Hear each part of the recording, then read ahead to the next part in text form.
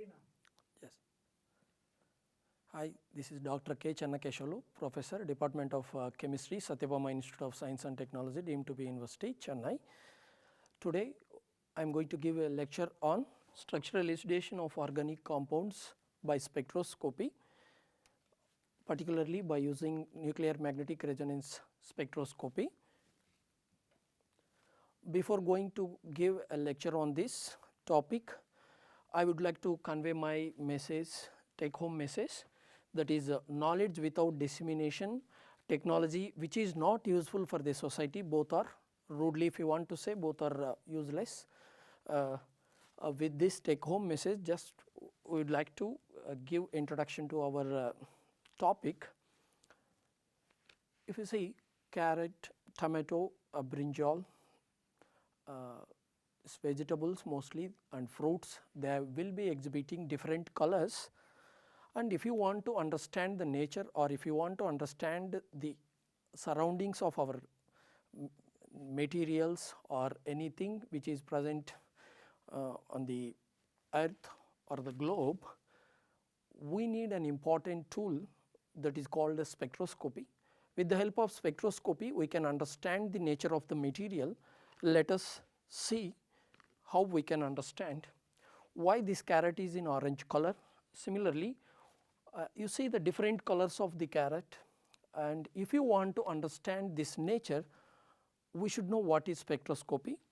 And prior to this if you want to understand the spectroscopy, we should know the electron and its behavior, whether it is existed or not.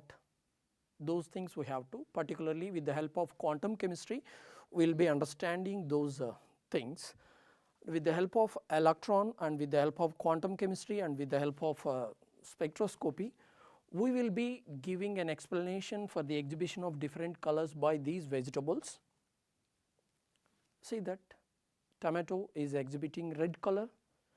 So we know the thing, for carrot beta carotene is the reason, for tomato lycopene is the reason, and similarly for different fruits we have an anthocyanins and flavonoids and pigments which are the reason for this different color. And even for geographical distribution of human skin color, if you see, melanin is the reason why we see the different color for human skin, and depends, and even for animals you see that depends on the amount of melanin present in their body, we will be seeing a different various intensity of this black color. We can not only this physical property color, and if you see the stereochemistry of these molecules, two molecules, cis malic acid and transfumaric acid, their melting point you see 139 and 287 degree centigrade, but their solubility, if you see, this is compound solubility in 1 liter. In 1 liter. Okay, no problem. And if you come to the stereochemistry of these two molecules, that is cis malic acid and transfumaric acid, melting point is 139 for cis compound and melting point for the trans compound is 287 degree centigrade, but solubility, if you see, 788 grams of cis compound is soluble, and if you come to the trans compound, only 7 grams is soluble. This tells us the importance of the stereochemistry, and if you want to prove or if you want to analyze or if you want to understand this, even we may require the help of spectroscopy. Okay. And first thing, if you want to understand the physical property and if you want to understand the chemical property, physico-chemical properties of a materials, if you want to understand, spectroscopy is one of the important tool or a technique.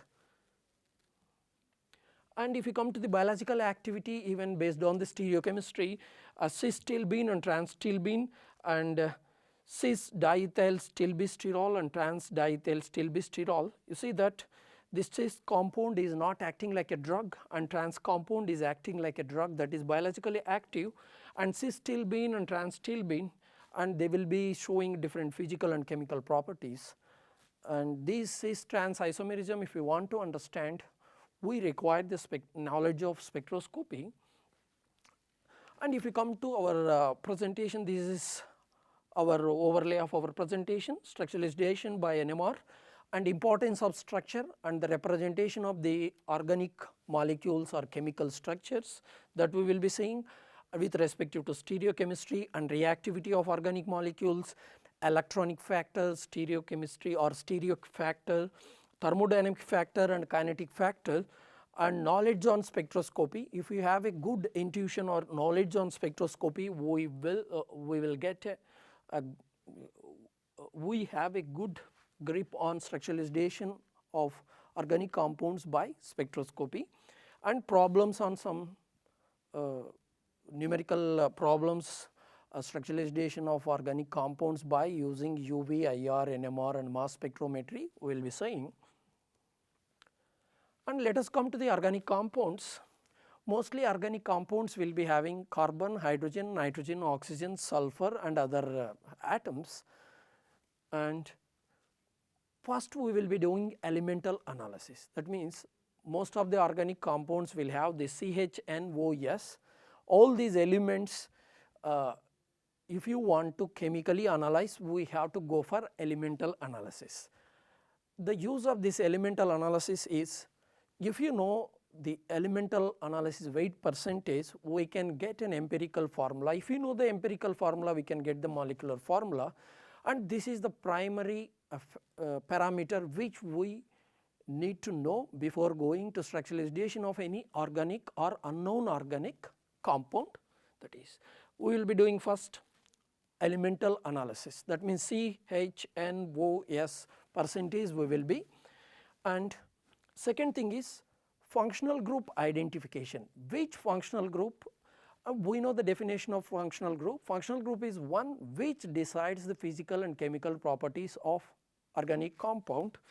We will be identifying qualitatively by using FTIR spectroscopy, that is Fourier transform infrared spectroscopy. With the help of FTIR spectroscopy, we will be getting the functional group identification. That means either which function group is present in the unknown compound, that we will be, and later we will be using UV visible spectra and NMR spectra and carbon, proton, NMR spectra and even mass spectra for analyzing the organic compounds.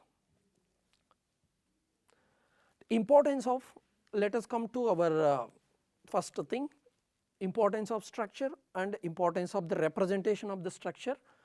And let us, we have, if you want to represent organic molecules or organic compound, we will be using a wireframe model, ball and stick model, a space fill model or disk model. These four models we will be using.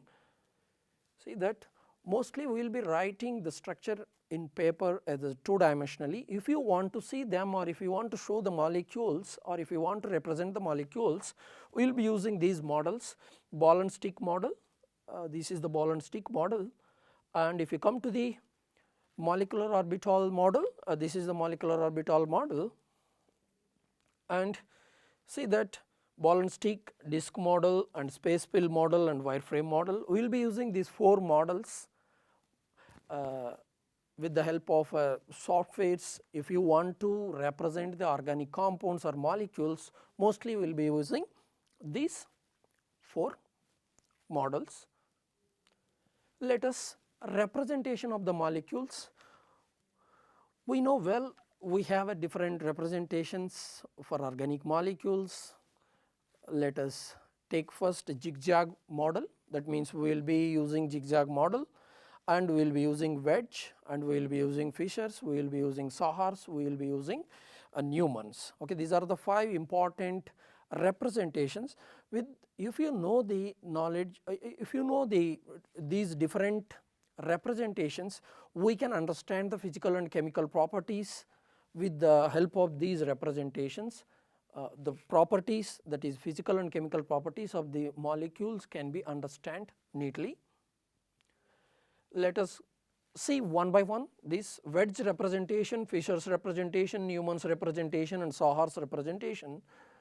If you come to the wedge representation, okay, it is one of the old and best representation for a single asymmetric carbon.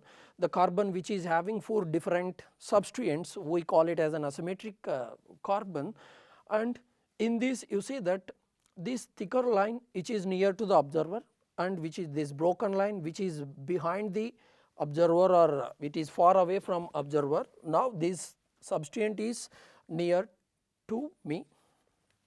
Okay. Sorry.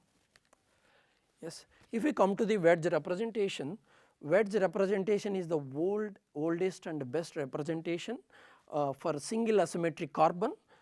If you see, this carbon is having a 4 different substituents and we call it as an asymmetric carbon, and within these 2 substituents which are indicated by thicker line and broken line. This thicker line is near to the observer, that is which is near to me, and broken line behind the plane or below the plane, or we can call it as this thicker line is above the plane and broken line is below the plane, and these 2 normal lines in plane. That means if you see the tetrahedral carbon, these 3 atoms, the carbon and this in plane substituents are on the same plane, and this thicker one will be near to the observer and broken one will be behind the observer. Okay, this is what wedge representation, and even the same wedge representation with zigzag manner we are zigzag and wedge. You see that this carbon, particularly thicker lines, have is an above the plane, or each carbon, just you see that here there is no asymmetric carbon, here we have asymmetric carbons. Let us, if molecule is unsymmetrical, we can call it as an, now first we have to identify the asymmetric carbon and then only we will be. See, and one more model is, if you want to understand the carbohydrates chemistry, and we are using Fischer's model, we are using wedge, as well as we are using even this cyclohexane, this Sahar's representation. These 3 representations, mix of these 3 representations, see that we can understand the anomeric chemistry. And see, at one carbon, at second carbon particularly, OH is above, OH is below. It is an alpha and beta, we call it as, this is alpha, OH is below, and this is beta, OH is above. The entire thing, entire structure is same, but at one carbon the stereochemistry is different. So based on that we denote it as an alpha and we denote it as an beta isomer.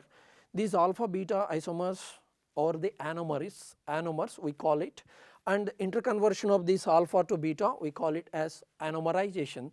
And even if you want to understand this anomerization concept, and we should know the knowledge of stereochemistry, and this is Fischer's representation D-glucopyranose. And reactivity of organic molecules, if you want to understand 2 important factors, that is electronic factor and steric factor, we should. And what is electronic factor? Reactivity will be directly linked to the electronic factor. Let us, any carbon which is having higher number of electrons, or any carbon which is having a lower number of electrons, or the density of electrons will decides the reactivity of the molecule, reactivity and stability, and we can predict which one is more stable, which one is not unstable, and which one can react with which molecule, that we can predict by knowing this electronic factor and steric factor. If we come to the electronic factor, see that benzoic acid and chlorobenzoic acid, nitrobenzoic acid and hydroxybenzoic acid. If you take this benzoic acid, on right side we have an hydroxyl group, which is electron donating group, the reactivity of that thing will be different. And if you come to the withdrawing group, again this molecule carboxylic acid is already withdrawing group and chlorine is in withdrawing group, the reactivity of this thing will be different from this. And if you introduce a nitro group on this benzoic acid, reactivity of this molecule will be different. And similarly both the things, whether if they are in ortho or they are in para or they are in meta, the reactivity will be different. That means electronic factor decides the reactivity, and we should have a knowledge of this thing also, electronic factor or steric factor knowledge and stereochemistry knowledge and representation of organic molecules. Okay, all these points we should know before going to structural elucidation of organic compounds by using spectroscopy. And you see that we are comparing electronic factor with steric factor. We know well tertiary butyl carbocation is stable, and this is isopropyl and ethyl, tertiary, secondary and primary. Tertiary carbocation is more stable than primary. Okay. Here 3 methyl groups, they will be creating steric hindrance, and these 3 methyl groups are electron donating groups. Here electron donating groups are methyl groups, and this is electronic factor, and methyl bulkiness or steric hindrance of these 3 things, 2 things are there, this electronic factor or steric factor. Okay, 2 factors. Now since it is a stable, now you see that here steric factor and electronic factor, one will dominate and it will be. Okay. Here in this case electronic factor is giving more stability, that means 3 methyl groups are donating electrons to the deficient carbon and they are increasing the stability of this tertiary butyl carbocation. And in this case only 1 methyl group is there, but here it is a less stable. Okay. This is what the steric factor and electronic factor. Here steric factor is dominated by electronic factor. Okay. And if you come to the stereochemistry of these 2 things, even same substrates on opposite sides, cis and trans, if it is there, how the physical and chemical properties are varying. And similarly cis malic acid, trans fumaric acid, stilbene and stilbene cis and stilbene trans compounds, physical and chemical properties. And if you come to the disubstituted cyclohexane, you see that hydroxy and tertiary butyl group, both one is at axial, one is at equatorial, in this case equatorial and equatorial. And if you want to understand the stability of these 2 things, you see that particularly if you are reacting with chromic acid, both the compounds, normally secondary alcohol will be converted into carbonyl compound, but it is not in both the case. You see that the stereochemistry is deciding now, this is an axial and that is an equatorial compound. Axial compound, if you do the oxidation, axial equatorial and equatorial equatorial, that will be slow, because these 2 substrates are in equatorial position. This has an higher stability and it will be resisting the oxidation. That means the oxidation of this compound is very slow when compared to this. And axial, this hydroxyl group is present on axial and particularly on this straight, this one is axial and one is equatorial, and now this compound will be undergoing fast oxidation and it will become a carbonyl. That is also will become carbonyl only, but the reaction rate and the speed is very slow in this case, and in this case it is a fast. And factors influencing the shapes of organic molecule, first bond length, bond angle, spatial orientation will decide the shape of molecule, and dihedral angle between 2 substrates will decide. If suppose 2 things are there, dihedral angle if it is 0 or 180, or dihedral angle if it is 45, dihedral angle if it is 60 or 90, so how the stereochemistry of those 2 things will be, those molecule will be. And steric interaction between 2 substrates on 1 carbon, if bulky substrates are present, definitely steric hindrance will be there. Their steric factor will dominate, though they may be donating or withdrawing. Sometimes what will happen, steric factor will be dominating, and resonance effect and movement of electron throughout the ring or throughout the molecule, so we call it as a resonance effect, and possibility of CC bond rotation because of this electronic factor and steric factor. Because of the steric factor only normally CC bond rotation will takes place, and non-bonded steric repulsion sometimes spatially if it is closer, near closer, what will happen, due to the steric repulsion slightly the molecule optimized structure of the molecule will be different, and intramolecular hydrogen bonding and intermolecular hydrogen bonding, okay, all these factors will decide the shape of organic molecules. And if we come to the structural elucidation, first important thing is molecular formula. We have to get molecular formula of an unknown compound. If it is a known compound, it is a already molecular formula we know, and we will be proceeding, we will be doing a UV IR analysis and NMR analysis and mass spectrometry analysis, and we will get the structural.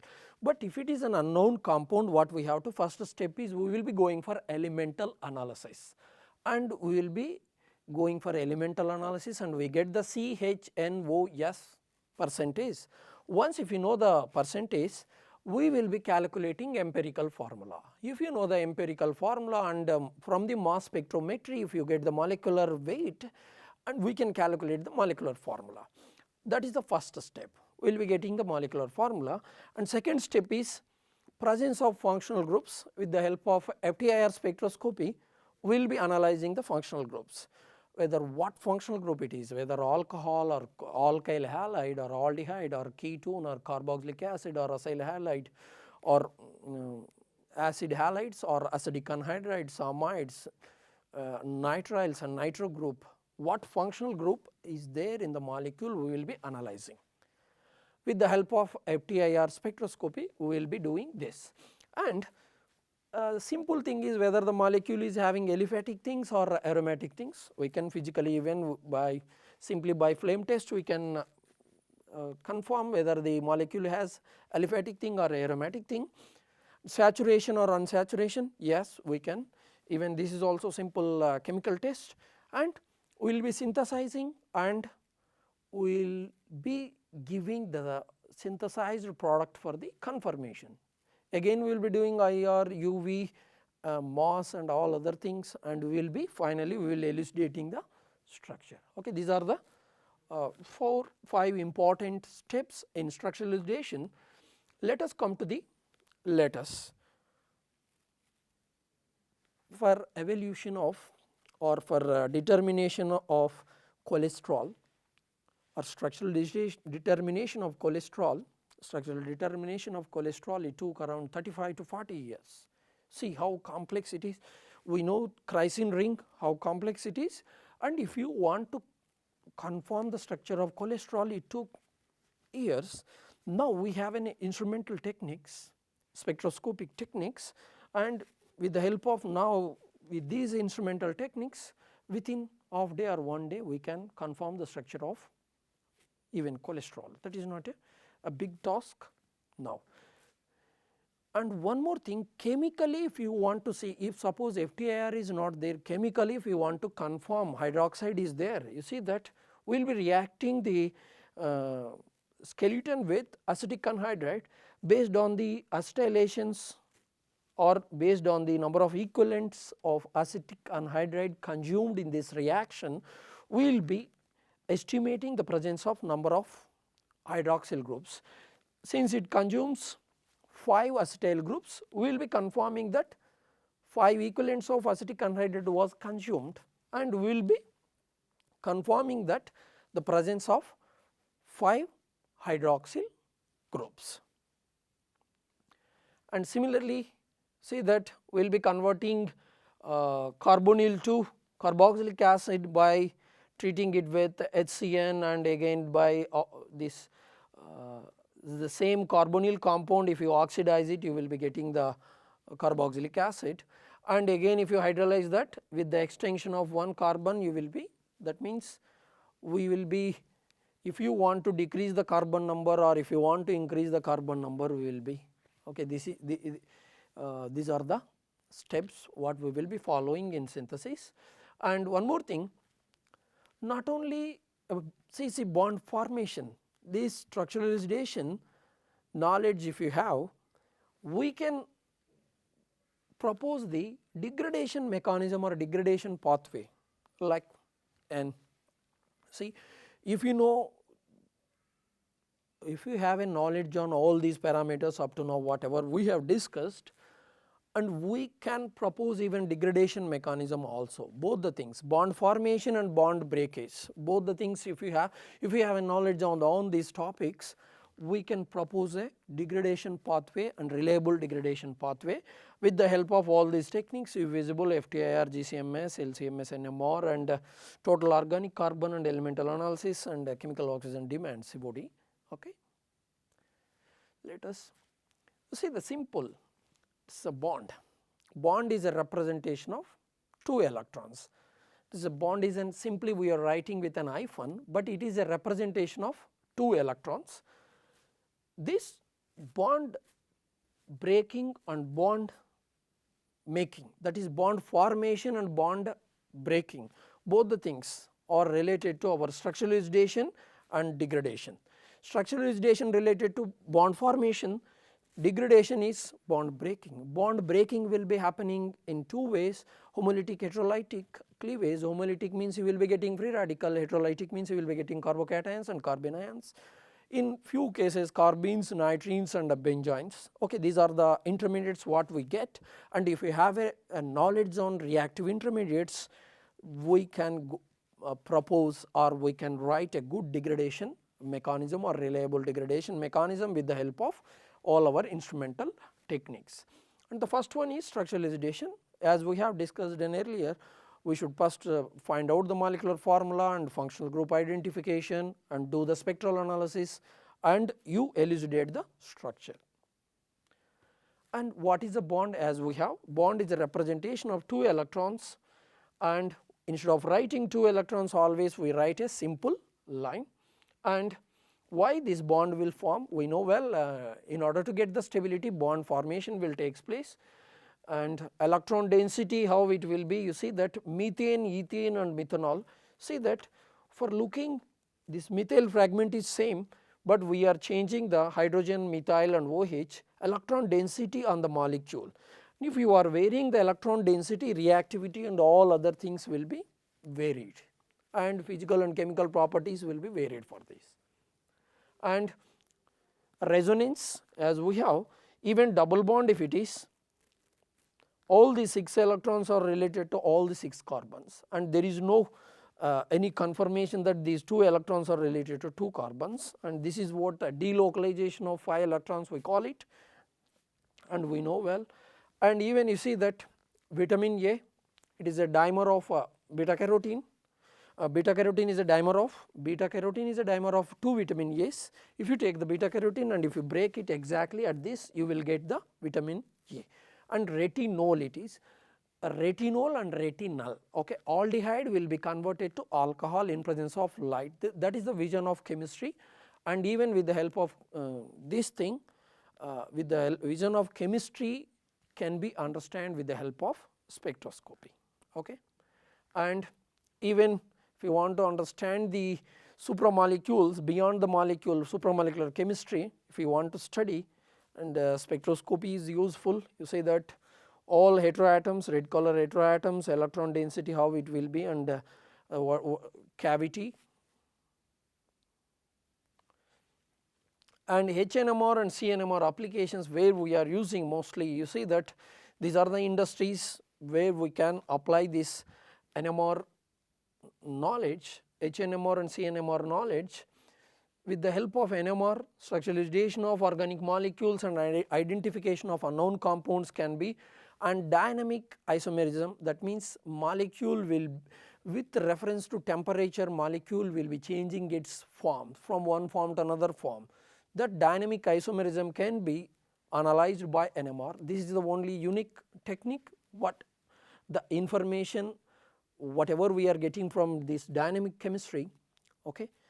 If you want to do the dynamic chemistry of any molecule which is exhibiting dynamic isomerism, NMR is the best tool, either proton NMR or carbon NMR, and these are the industries which are getting benefited from NMR: automobile, chemicals, glass, ceramics, cement, battery, energy, semiconductor, and electronic parts, rubber, plastic, medicine and environment, food and metal. You see that almost all the industries, the NMR, so directly or indirectly NMR will be used. and classical carbocations and even non-classical carbocations, tertiary, secondary, primary carbocations.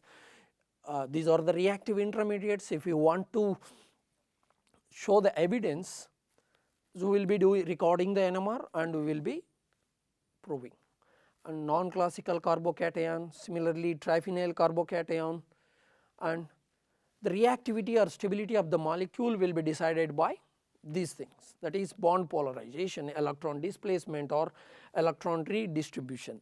See that covalent bond is a strong bond and pi bond is a weak bond. That is what pi electrons will be delocalized from one place to another place. Pi bond will be delocalized and it has an resonance thing. And if you come to the covalent bond will be polarized, or covalent bond electron displacement or electron redistribution, all these three words are same. Sometimes what will happen, due to the electron density or due to the presence of substituents on the molecule, either it may withdraw or it may donate. Based on that, we will be explaining the reactivity and stability of the organic molecules. This is one more important parameter before going to structuralization of organic compounds. Let us reactivity after polarization, what will happen, the polarization, due to polarization inductive effect may, resonance or mesomeric effect may, hyperconjugation may. Inductive effect, what is an inductive effect? On any molecule electron withdrawing group is there or electron donating group is there, up to what carbon, up to what distance it may have its impact. Okay, that is what our inductive effect will tell. If suppose on one molecule chlorine is there, chlorine is an electron withdrawing group, up to what carbon, up to what distance this chlorine will have an impact on the molecule, up to third or fourth carbon it will be nil. That is what inductive effect. Based on the donating or based on the withdrawing nature, we call it as inductive, either plus inductive effect or minus inductive effect. And if we come to the resonance or mesomeric effect, based on the presence of heteroatoms, based on the phi bonds, resonance will be, that means delocalization of these phi bonds. If you have sp2 carbon and unhybridized p orbital, what will happen, all these phi electrons will be moving and they will not be like a covalent bond. We can say these two electrons related to this, but phi bond you cannot say. That is what this resonance and mesomeric effect will tell us. And hyperconjugation, what will happen, sometime like resonance and like mesomeric, their phi bonds are participating in delocalization, but here in hyperconjugation covalent bond will participating in bond polarization or okay. Let us see one by one. Minus inductive effect, you say that chlorine up to third carbon it has and at fourth carbon the inductive effect of this chlorine will be 0. Okay, this we should know well. And the decreasing order of the minus I inductive effect, you see that nitro has more and benzene or benzyl phenyl has a low. Plus I, that is tertiary butyl, isopropyl, ethyl, methyl, all donating groups you have plus inductive effect plus I effect. And mesomeric groups, along with the benzene donating things, hydroxyl group is present, we can see the mesomeric effect along with the resonance. This heteroatom 2 electrons will be participating in the resonance, that is we call it as, if it is donating thing plus M, if it is a withdrawing group minus M.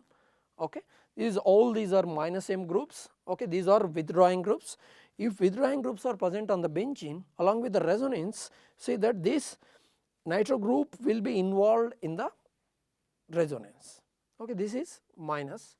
And hyperconjugation, as we have a covalent bond will be participating in bond polarization, and based on this hyperconjugation we can explain the stability of carbocation and stability of free radicals and stability of alkenes.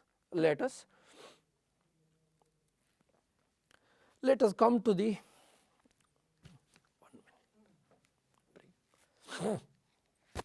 just 1 minute continuous.